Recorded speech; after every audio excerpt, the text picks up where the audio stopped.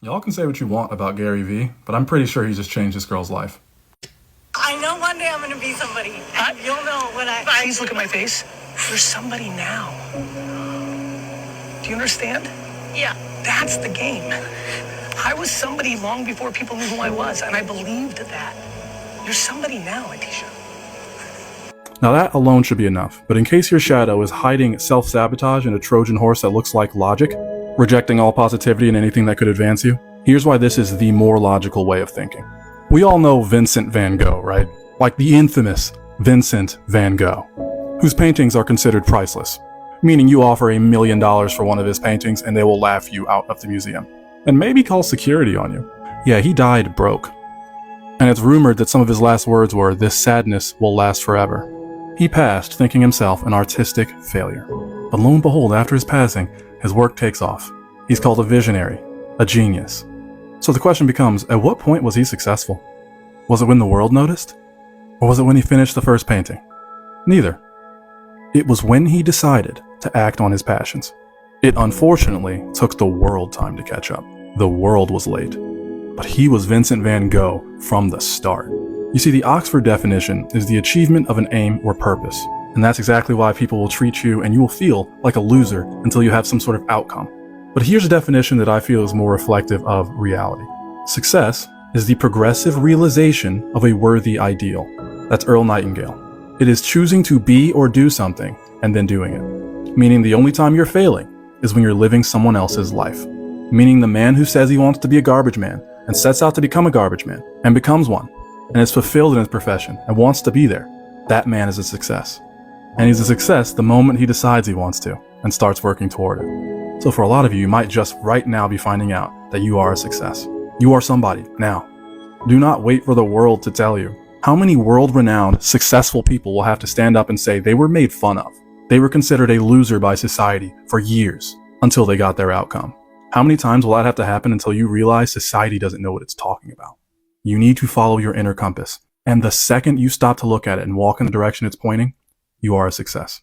As is Letitia. Hey guys, I'm Ray Ramos, and I'd like to share my thoughts on another video I had the opportunity of seeing. And when I saw it and I kind of dissected it, what resonated with me is our thoughts, right? So in this video, there's a quote from Dale Carnegie that he shared, which says, "It isn't what you have or who you are or what you're doing that makes you happy or unhappy. It is what you think about," right? And when I heard this, the first thing that came to my mind, the first thing that probably will come to some of your minds is, as a man thinketh in his heart.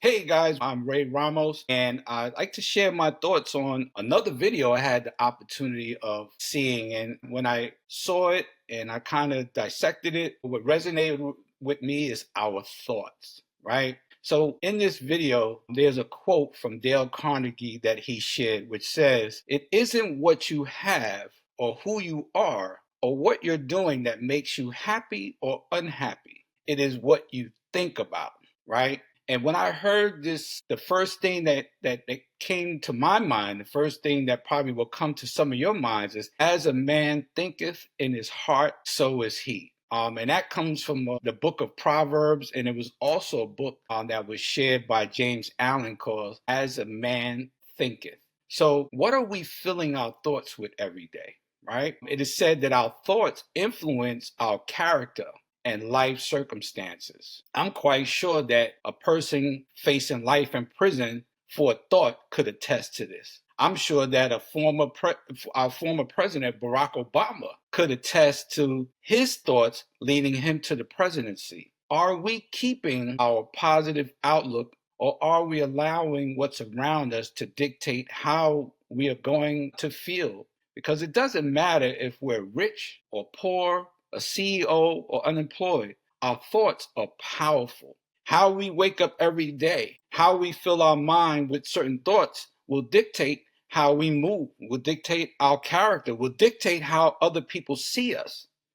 My challenge to you is put your thoughts in check, when you wake up every morning, try to fill yourself, and I know it's hard, try to fill yourself with positive thinking, because positive thinking influences you, influences how you're going to move about your day, your week, your month, your year, your life. So as we go throughout our day, let's meditate on our thoughts. Let's stay positive.